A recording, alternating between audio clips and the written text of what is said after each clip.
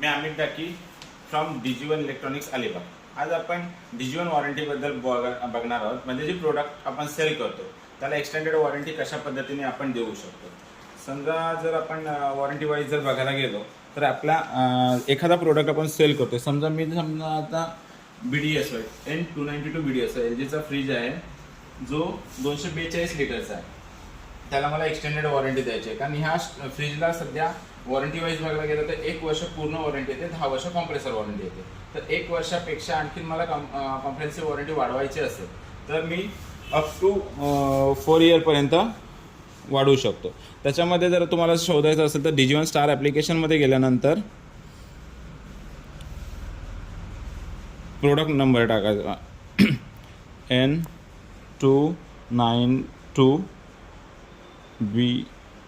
BDSY आल्यानंतर इथे तुम्हाला त्या मॉडेल नंबरनुसार सगळी डिटेल, इथे प्राईज आणि ऑफर दिलेलं आहे. तर त्याच्या अपोजिट साईडला डिटेल दिलेलं आहे. डिटेलमध्ये तुम्ही अप टू 1, 2, 3, 4 हे सगळ्यांची प्राईज रेट दिलेला आहे. तुम्हाला समजा आणखीन 4 वर्षापर्यंत म्हणजे 1+4 करायचे असेल तर 7,613, 3 वर्षासाठी वाढवायचे असेल तर 4,636, 2 वर्षासाठी 2,294 आणि 1 वर्षासाठी 1,123 असा हा प्राईज रेशो आहे. कस्टमरला आपण विचारू शकतो किती वर्षासाठी तुम्हाला एक्सटेंड करायचे आहे. आणि आणखीन एक सबवे आहे तुम्हाला दुसरा मार्ग.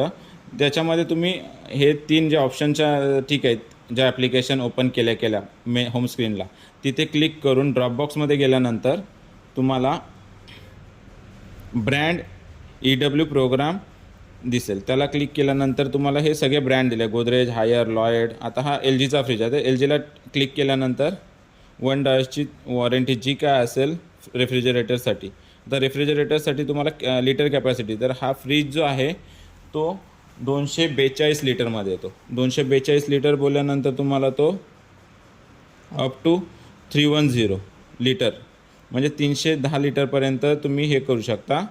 त्याच्यामध्ये त्याची वॉरंटी येते 1 वर्षासाठी 1,770 आहेत, 2 वर्षासाठी 3,186,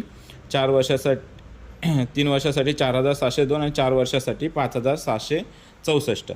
म्हणजे टोटल 1+4 आपण हे करू शकतो. जर 1 डायस थ्रू घेता तर तुम्हाला अनलिमिटेड म्हणजे जशी कंपनीची वॉरंटी असते तशा पद्धतीने तुम्हाला वॉरंटी भेटून जाते दोन्हीमध्ये. फक्त आपण जी स्टोअरची वॉरंटी विकतो ती तुम्हाला up to invoice value, otherwise जी काही त्याचा ड्युरेशन पिरियड असेल तिथपर्यंत आपण ती इलिजिबल राहते.